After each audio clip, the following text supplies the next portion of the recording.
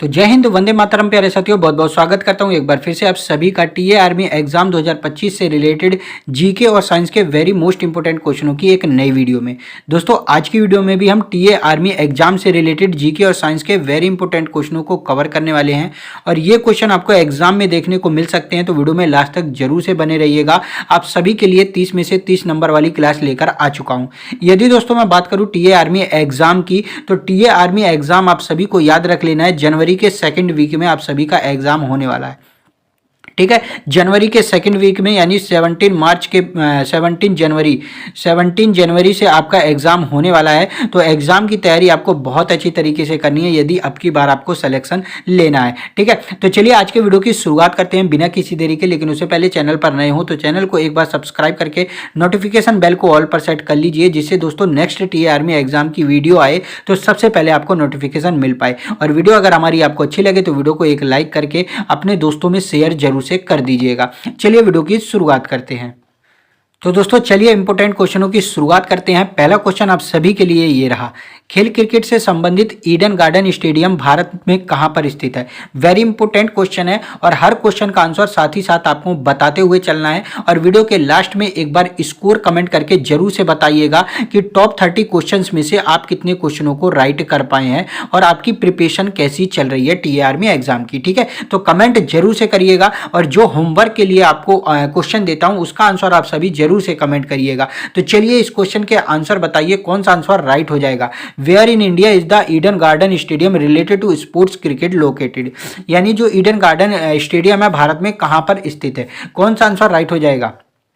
काफ़ी आसान क्वेश्चन है, लेकिन यहाँ पर देखिए आपको थोड़ा सा कंफ्यूजन करेगा, थोड़ा सा परेशान करेगा। यहाँ पर कोलकाता और वेस्ट बंगाल दोनों दिया गया है, लेकिन यहाँ पर याद रख लीजिएगा ये ऑप्शन थोड़ा सा गलत है। यहाँ पर इसकी जगह मिसप्रिंट हो गया है। जब आपको देखो शहरों का नाम देगा तो शहरों का नाम देगा, और यदि आपको स्टेट का नाम देगा तो स्टेट का नाम देगा। यहाँ पर ऑप्शन में दोनों दे दिया है, तो कोलकाता भी आपका राइट हो जाएगा और वेस्ट बंगाल भी आपका राइट हो जाएगा। लेकिन यहाँ पर यदि आपसे पूछे कि कहाँ पर है, तो आपका कोलकाता राइट होना चाहिए। कोलकाता में स्थित है ईडन गार्डन स्टेडियम। ठीक है, कोलकाता है कहां पर, तो कोलकाता आपका वेस्ट बंगाल में पड़ जाता है, यह भी आपको याद रख लेना है। ठीक है, अब मैं बात करूं कोलकाता को कहा क्या जाता है, तो कोलकाता को सिटी ऑफ जॉय के नाम से भी जाना जाता है, ये भी आपको नोट रखना है।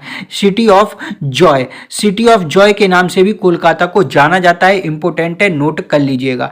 अब ये ईडन गार्डन स्टेडियम जो है ना, ये दुनिया का, वर्ल्ड का 3rd बिगेस्ट स्टेडियम है। वर्ल्ड का 3rd बिगेस्ट स्टेडियम है कोलकाता का ईडन गार्डन स्टेडियम, नोट करिएगा। ठीक है, चलिए नेक्स्ट क्वेश्चन की तरफ बढ़ेंगे। क्वेश्चन सेकंड है आपका, तीरंदाजी किस देश का राष्ट्रीय खेल है। वेरी इंपोर्टेंट, तीरंदाजी के बारे में हमसे पूछ रहा है। Archery is the national sport of which country, हमसे कंट्री पूछ रहा है, तो राइट आंसर नोट करिएगा। ऑप्शन आपका डी राइट हो जाएगा, भूटान। कहाँ का है दोस्तों, भूटान का है तीरंदाजी, इंपोर्टेंट है, नोट कर लीजिएगा। ऐसे क्वेश्चन एग्जाम में बनकर आते हैं। चलिए नेक्स्ट क्वेश्चन की तरफ बढ़ेंगे। क्वेश्चन आपका थर्ड है दोस्तों, who is the author of the book the brief history of time. यहां पर हमसे बुक के ऑथर के बारे में पूछ रहा है। बुक कौन सी है, the brief history of the time. कौन सा आंसर राइट हो जाएगा, किसने लिखी है, तो बिल्कुल सही, जिसने भी ऑप्शन बी दिया है बिल्कुल राइट आंसर हो जाता है। Option B is the right answer. Stephen Hawkins के द्वारा दोस्तों इस बुक को लिखा गया था। इस बुक के राइटर हैं कौन है, स्टीफन हॉकिंस। बुक का नाम है the brief history of time, note जरूर से करिएगा। ठीक है, चलिए नेक्स्ट क्वेश्चन की तरफ बढ़ेंगे। क्वेश्चन आपका फोर्थ है दोस्तों, कर्म भूमि किसकी प्रसिद्ध पुस्तक है। हुज फेमस बुक इज कर्म भूमि, बहुत पूछी जाती है, नोट करिएगा। इसका राइट आंसर की मैं बात करूं तो राइट आंसर हो जाएगा ऑप्शन आपका बी दोस्तों, मुंशी प्रेमचंद की है। किसकी है, मुंशी प्रेमचंद। चलिए नेक्स्ट क्वेश्चन की तरफ बढ़ेंगे। क्वेश्चन आपका 5 है दोस्तों, काली गोपाल किस राज्य का प्रसिद्ध लोक नृत्य है। Kali Gopal is a famous folk dance of which state. हमसे स्टेट पूछ रहा है, राइट आंसर क्या हो जाएगा, Kali Gopal is a famous folk dance of which state. तो राइट आंसर नोट करिएगा, ऑप्शन आपका बी राइट हो जाता है, असम का। कहां का है दोस्तों, असम का है। चलिए नेक्स्ट क्वेश्चन है आप सभी का, when is world metrological day celebrated. कौन सा डे मनाया है, वर्ल्ड मेट्रोलॉजिकल डे, कब सेलिब्रेट किया जाता है, कौन सा आंसर राइट हो जाएगा। देखिए मेट्रोलॉजिकल डे की बात करूं तो राइट आंसर हो जाता है हर साल दोस्तों 23 मार्च को मनाया जाता है। क्या हर साल 23 मार्च को मनाया जाता है? ठीक है, इंपोर्टेंट है, नोट करिएगा। यदि मैं आपसे पूछूं कि 2024 में इसकी थीम क्या थी, 2024 में थीम क्या थी, क्योंकि थीम भी एग्जाम में कई बार बनकर आ जाती है, तो वर्ल्ड मेट्रोलॉजिकल डे 2024 की थीम थी, नोट करिएगा, इंपोर्टेंट है, नोट कर लीजिएगा। थीम है दोस्तों at the front line, at the front line, at the front line of climate action, of climate action. ठीक है, ये क्या थी? 2024 की थीम है at the front line of climate action, किसकी? मेट्रोलॉजिकल डे की। ठीक है, यदि मैं बात करूं कि metrological organisation, world metrological organisation को एस्टेब्लिश्ड कब किया गया था, तो ये चीज आपको नोट कर लेना है। इसको एस्टेब्लिश किया गया था 23 मार्च 1950 को इसको एस्टेब्लिश किया गया था। इसलिए 23 मार्च को हर वर्ष दोस्तों क्या मनाया जाता है? विश्व मौसम विज्ञान दिवस के रूप में मनाया जाता है। ठीक है, नोट करिएगा। चलिए नेक्स्ट क्वेश्चन की तरफ बढ़ेंगे। क्वेश्चन आपका 7 है, रूस एवं फिनलैंड के बीच कौन सी अंतरराष्ट्रीय रेखा है? रूस एवं फिनलैंड के बीच में which is the international line between Russia and Finland? कौन सा आंसर राइट हो जाएगा? देखिए बिल्कुल जिसने भी ऑप्शन ए बताया है राइट आंसर है मैन रहीम रेखा। मैन रहीम रेखा किन देशों के बीच में है? रशिया एंड फिनलैंड के बीच में है। ठीक है, कौन सी रेखा? इंटरनेशनल लाइन है, नोट करिएगा, इंपोर्टेंट है।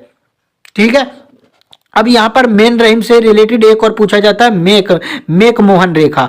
तो मेक मोहन रेखा और मेन रहीम रेखा दोनों अलग अलग है। मेक मोहन रेखा किसके बीच में? इंडिया एंड चाइना के बीच में है, इंडिया एंड चाइना के बीच में है। और ये मेन रहीम रेखा किसके बीच में? रशिया एंड फिनलैंड के बीच में है, याद रख लीजिएगा। ठीक है, चलिए नेक्स्ट क्वेश्चन की तरफ बढ़ेंगे। क्वेश्चन 8 है दोस्तों आप सभी का, who among the following was the founder of Garhwal dynasty? Garhwal dynasty के बारे में हमसे पूछ रहा है कि गढ़वाल डायनेस्टी का फाउंडर कौन है? कौन सा आंसर राइट हो जाएगा? देखिए बिल्कुल ऑप्शन ए आपका राइट हो जाता है, चंद्रदेव। चंद्रदेव ने दोस्तों गढ़वाल वंश का स्थापना करी थी। नेक्स्ट क्वेश्चन है आप सभी का, when was the slavery system abolished by Akbar? कौन सा राइट आंसर हो जाता है?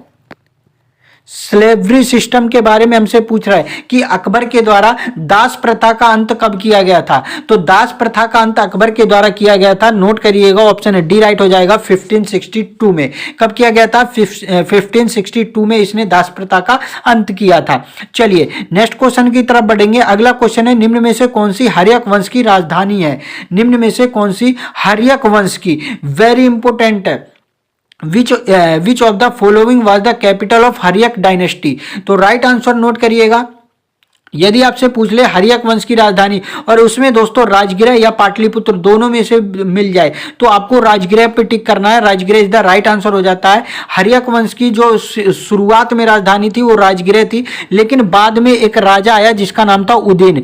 क्या था? जिसका नाम था उदिन। और उदिन ने राजधानी कहां पर बनाई? उदिन ने राजधानी दोस्तों स्थानांतरित करी पाटलिपुत्र में। तो ऑप्शन में यदि आपको दोनों मिले राजगृह और पाटलिपुत्र तो आपको राजगृह को टिक करना है, लेकिन यदि राजगृह अकेला मिले तो राजगृह को टिक करिएगा, यदि पाटलिपुत्र अकेला मिले तो पाटलिपुत्र को भी टिक करिएगा, क्योंकि स्टार्टिंग में जो हर्यक वंश की राजधानी थी वो राजगृह थी, लेकिन बाद में जब उदयन आया तो उदयन ने राजधानी कहां स्थानांतरित कर दी? पाटलिपुत्र में। तो पाटलिपुत्र भी आपका एक तरीके से राइट हो जाएगा, ये भी आपको याद रख लेना है, क्योंकि कंफ्यूजन बहुत देता है एग्जामिनर क्वेश्चन बना के, तो इसी तरीके के क्वेश्चन आपको एग्जाम में देखने को मिलेंगे। ठीक है, चलिए नेक्स्ट क्वेश्चन की तरफ बढ़ेंगे। काफी आसान क्वेश्चन आप सभी के लिए लेकर आया हूं और इसका आंसर जो भी नहीं दे पाया समझ लीजिए एग्जाम की तैयारी बिल्कुल नहीं कर रहा है।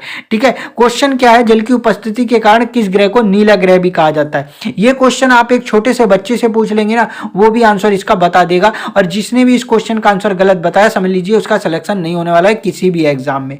ठीक है, आपसे पूछ रहा है सिंपल सा कि जल की उपस्थिति के कारण किस ग्रह को नीला ग्रह कहा जाता है, और सभी जानते हैं दोस्तों किसको कहा जाता है, अर्थ को। ऑप्शन डी आपका राइट आंसर हो जाएगा। ठीक है, चलिए नेक्स्ट क्वेश्चन है आप सभी का, विश्व की सबसे बड़ी ताजे जल की झील कौन सी है? ताजे जल की, फ्रेश वाटर के बारे में पूछ रहा है, which is the largest fresh water lake in the world? कौन सा आंसर राइट हो जाएगा?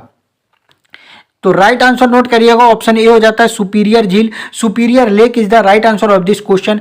चलिए नेक्स्ट क्वेश्चन की तरफ बढ़ेंगे। अगला क्वेश्चन है स्वर्णिम पैगोडा का देश किसका उपनाम है? स्वर्णिम pagoda, whose name is the country of golden pagoda, यानी गोल्डन पैगोडा के नाम से किस देश को कहा जाता था? कौन सा आंसर राइट होगा? बिल्कुल सही, जिसने भी सी बताया बिल्कुल राइट हो जाएगा। म्यांमार को दोस्तों गोल्डन पैगोडा के नाम से भी जाना जाता है, काफी इंपॉर्टेंट है, नोट कर लीजिएगा। और इसको दोस्तों गोल्डन पैगोडा के साथ साथ गोल्डन लैंड भी कहा जाता है। क्या कहा जाता है? गोल्डन लैंड भी कहा जाता है। ठीक है, चलिए नेक्स्ट क्वेश्चन की तरफ बढ़ेंगे। आपका नेक्स्ट क्वेश्चन है दोस्तों, निम्न में से कौन सा प्रत्यक्ष कर का उदाहरण है? वेरी इंपॉर्टेंट क्वेश्चन है। Which of the following is an example of an direct tax? आपसे यहां पर पूछ रहा है डायरेक्ट टैक्स यानी प्रत्यक्ष कर। क्या हो जाता है? सीमा शुल्क, व्यवसाय कर, बिक्री कर या फिर निगम कर? कौन सा आंसर राइट हो जाएगा? देखिए कस्टम ड्यूटी क्या है? एक इनडायरेक्ट टैक्स है। व्यवसाय कर क्या है? एक इनडायरेक्ट टैक्स है। सेल्स टैक्स क्या है? एक इनडायरेक्ट टैक्स है। लेकिन यहां पर जो कॉर्पोरेशन टैक्स होता है ना, वो डायरेक्ट टैक्स होता है। तो ये आपका राइट आंसर हो जाएगा। ठीक है, चलिए नेक्स्ट क्वेश्चन की तरफ बढ़ेंगे। अगला क्वेश्चन है संविधान संशोधन की प्रक्रिया किस अनुच्छेद के तहत निहित है? वेरी इंपॉर्टेंट क्वेश्चन है, नोट करके इंपॉर्टेंट करके नोट करिएगा। राइट आंसर क्या हो जाएगा? संविधान संशोधन की प्रक्रिया किस अनुच्छेद के तहत निहित होती है, किस अनुच्छेद के तहत करी जाती है? तो राइट आंसर नोट करिएगा, आर्टिकल 368। आर्टिकल 368 के तहत दोस्तों संविधान में संशोधन की प्रक्रिया दी गई है। ठीक है, चलिए नेक्स्ट क्वेश्चन की तरफ बढ़ेंगे। अगला क्वेश्चन है नाव के किनारे पर कूदने पर, जब नाव होती है उसके किनारे से कूदने पर नाव के पीछे की ओर हट जाना न्यूटन का कौन सा नियम है? देखिए जैसे मान लीजिए नाव किनारे पर खड़ी है, ठीक है, आप नाव में बैठे हैं, अब आप नाव से किनारे पर उतर रहे हैं, तो जब बाहर की तरफ आप कूदते हैं तो आपने देखा होगा कि नाव थोड़ा सा पीछे की तरफ जाती है। वो क्यों जाती है? उसमें कौन सा न्यूटन का नियम लगता है? पहला, दूसरा, सेकंड या फोर्थ? कौन सा आंसर राइट हो जाएगा? देखिए न्यूटन का उसमें लगता है option C, third law. Third law के न्यूटन का थर्ड लॉ क्या बोलता है कि कोई भी मान लीजिए क्रिया है, उसकी क्रिया के विपरीत प्रतिक्रिया बल लगता ही लगता है। यानी जो क्रिया आप करते हैं प्रत्येक क्रिया के विपरीत प्रतिक्रिया बल लगती है। ठीक है, तो इसी को दोस्तों न्यूटन का थर्ड लॉ कहा गया। यानी जैसे आप नाव में से कूद रहे हैं ना, आप आगे की तरफ अगर बल लगाएंगे तो जो नाव है ना उसमें पीछे की तरफ भी बल लगेगा। ठीक है, तो इसी को दोस्तों क्रिया के प्रतिक्रिया बल कहा जाता है। ठीक है, यही न्यूटन का थर्ड लॉ था, आपको नोट कर लेना है। ठीक है, चलिए नेक्स्ट क्वेश्चन की तरफ बढ़ेंगे। क्वेश्चन आपका नेक्स्ट है दोस्तों, निम्न में से किस सन में भारतीय नागरिकों के मौलिक कर्तव्य संविधान में शामिल किया गया था? वेरी इंपॉर्टेंट क्वेश्चन है, आपसे पूछ रहा है कि मौलिक कर्तव्य को संविधान में कब शामिल किया गया था? कौन सा आंसर राइट हो जाएगा? आप सभी को पता है कि एक संविधान संशोधन लाया गया था, जिसे दोस्तों हम कहते हैं 42वां 42वां संविधान संशोधन लाया गया था। ठीक है, और इसे कब लाया गया था? तो आप सभी को पता है दोस्तों, इसे लाया गया था 1976 में। और इसी के तहत दोस्तों मौलिक कर्तव्यों को हमारे संविधान में जोड़ा गया था, हमारे कॉन्स्टिट्यूशन में जोड़ा गया था, आप सभी जानते हैं। तो राइट आंसर क्या हो जाएगा? राइट आंसर ऑप्शन बी हो जाएगा, 1976 में मौलिक कर्तव्य को जोड़ा गया था। ठीक है, कहां पर? हमारे संविधान में। यदि मैं बात करूं कि किस भाग में जोड़ा गया था, तो इसका भाग भी नोट कर लीजिएगा। मौलिक कर्तव्य का भाग 4 भाग 4th का में जोड़ा गया था। ठीक है, आर्टिकल की बात करूं तो आर्टिकल दोस्तों आपको 51 का में देखने को मिल जाएगा हमारे मौलिक कर्तव्य। ठीक है, चलिए नेक्स्ट क्वेश्चन की तरफ बढ़ेंगे। अगला क्वेश्चन है पहला T20 क्रिकेट विश्व कप किसने जीता था? वेरी इंपॉर्टेंट है, who won the first T20 cricket world cup? तो राइट आंसर नोट करिएगा। देखिए जो पहला T20 वर्ल्ड कप हुआ था ना, वो कब हुआ था? 2007 में हुआ था, आप सभी को पता है। और कहां पर आयोजन किया गया था? तो साउथ अफ्रीका में। कहां पर किया गया था? साउथ अफ्रीका में इसका आयोजन किया था। और जीता किसने था? तो जीता था इंडिया ने। किसने जीता था? इंडिया ने जीता था। किसको हराया था? तो हारने वाली टीम थी पाकिस्तान।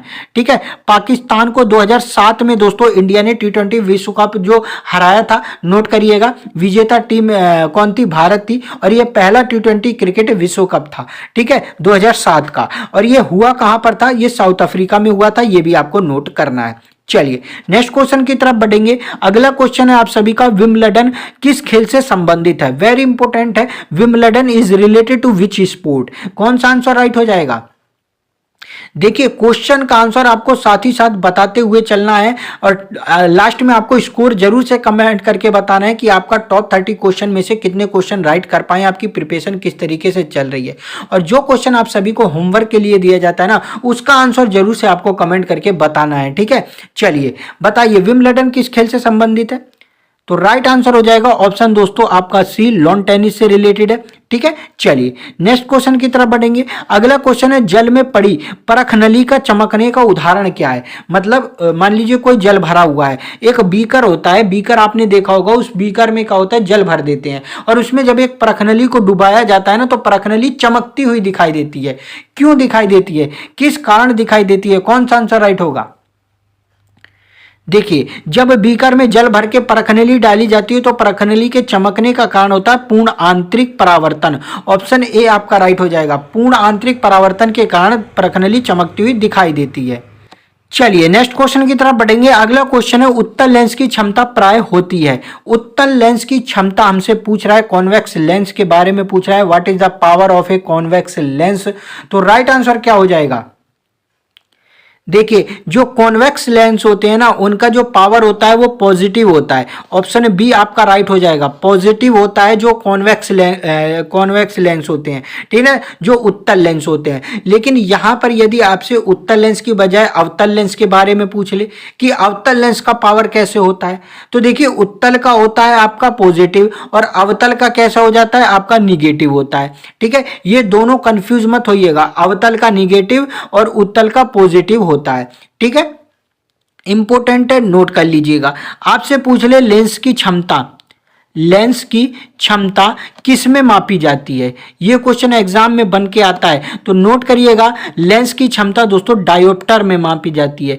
किस में? डायोप्टर में मापी जाती है और इसे डी से क्या किया जाता है, संबोधित किया जाता है, ठीक है। नोट कर लीजिएगा, वेरी इंपॉर्टेंट है लेंस की क्षमता मापने की प्रक्रिया, ठीक है। इंपॉर्टेंट करके नोट कर लीजिएगा। आपसे क्वेश्चन पूछेगा कि लेंस की क्षमता किससे नापी जाती है, तो dioptre is the right answer हो जाएगा, ठीक है। चलिए नेक्स्ट क्वेश्चन की तरफ बढ़ेंगे। अगला क्वेश्चन है, निम्न में से क्या विद्युत का सबसे अच्छा चालक है? आपसे पूछ रहा है विद्युत का, विच of the following is the best conductor of electricity? तो इलेक्ट्रिसिटी का बेस्ट कंडक्टर कौन सा हो जाता है? बिल्कुल सही, जिसने भी ऑप्शन बी बताया ना, बिल्कुल राइट आंसर हो जाएगा चांदी। चांदी क्या है, विद्युत का सबसे अच्छा चालक होता है, ठीक है। चलिए नेक्स्ट क्वेश्चन की तरफ बढ़ेंगे। अगला क्वेश्चन है, यूरोपीय संघ की मुद्रा को क्या नाम दिया गया है? यूरोपीय संघ की मुद्रा को क्या नाम दिया गया है? What is the name given to the currency of the European Union? कौन सा आंसर राइट हो जाएगा? What is the name given to the currency of the European Union? तो राइट आंसर नोट करिएगा, यूरोपियन यूनियन की जो currency थी उसे यूरो नाम दिया गया था। क्या नाम दिया गया था? यूरो। चलिए नेक्स्ट क्वेश्चन की तरफ बढ़ेंगे। अगला क्वेश्चन है, किस अम्ल का प्रयोग सोना एवं चांदी के शुद्धिकरण में किया जाता है? प्योरिफिकेशन की बात कर रहा है, गोल्ड एंड सिल्वर की। तो कौन सा आंसर राइट होगा? विच acid is used in the purification of gold and silver? कौन सा आंसर राइट होगा? बिल्कुल सही, जिसने भी आंसर दिया है नाइट्रिक अम्ल, बिल्कुल राइट हो जाता है। नाइट्रिक अम्ल का प्रयोग किया जाता है सोना और चांदी के शुद्धिकरण में, ठीक है। चलिए नेक्स्ट क्वेश्चन की तरफ बढ़ेंगे। अगला क्वेश्चन है, कार्बन एक और धातु है, इसकी परमाणु संख्या कितनी होती है? कार्बन की परमाणु संख्या आपसे पूछ रहा है। सिंपल, ये धातु छोड़ दीजिए, आप केवल इतना बताइए कि कार्बन की परमाणु संख्या कितनी होती है। बिल्कुल सही, जिसने भी ऑप्शन ए बताया ना, राइट आंसर हो जाएगा। कार्बन की परमाणु संख्या कितनी होती है? 6 होती है। और कार्बन को जो चिन्ह क्या होता है, कार्बन को प्रतीक चिन्ह होता है सी, ठीक है।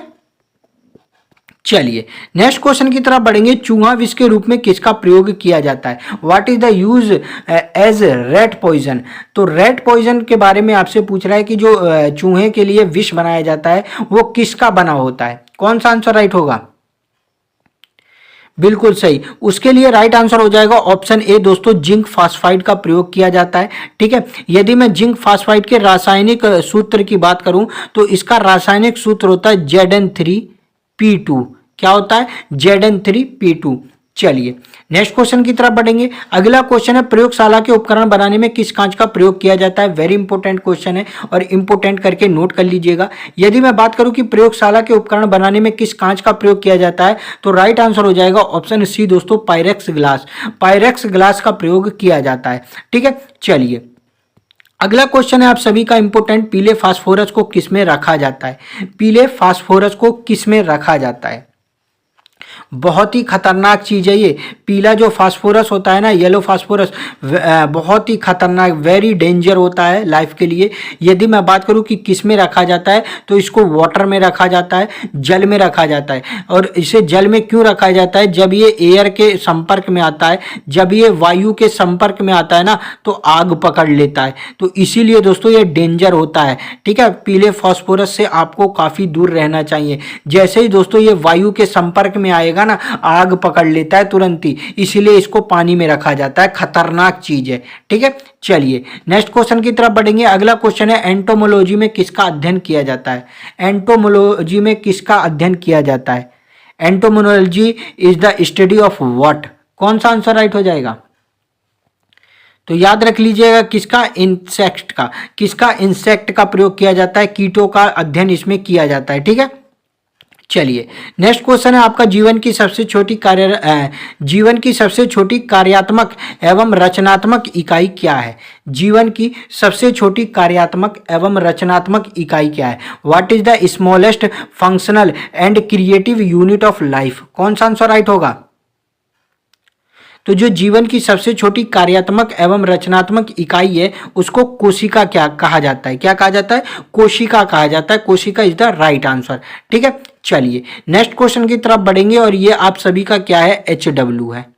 क्या है दोस्तों, HW है। इसका आंसर आप सभी को क्या करना है, कमेंट करके बताना है कि हरिद्वार कहाँ पर स्थित है। हरिद्वार किस नदी के किनारे स्थित है, इंपॉर्टेंट है। इसका आंसर आपको कमेंट करके बताना है। इन टॉप 30 क्वेश्चन में से आप कितने क्वेश्चनों को राइट कर पाए हैं एक बार कमेंट करके बताइए। आपकी प्रिपरेशन किस तरीके से चल रही है टीए आर्मी एग्जाम की, जरूर से कमेंट करके बताइएगा। वीडियो मेरी अगर अच्छी लगी हो तो वीडियो को लाइक कर दीजिएगा, अपने दोस्तों में वीडियो को शेयर भी कर दीजिएगा। चैनल को आपने अभी तक सब्सक्राइब नहीं करा है तो जल्दी से चैनल को सब्सक्राइब करिए, क्योंकि नेक्स्ट वीडियो की नोटिफिकेशन आपको सबसे पहले मिल पाए, इसलिए सब्सक्राइब करके नोटिफिकेशन बेल को ऑल पर सेट कर लीजिएगा। मिलता हूं नेक्स्ट वीडियो में, तब तक के लिए जय हिंद, वंदे मातरम साथियों।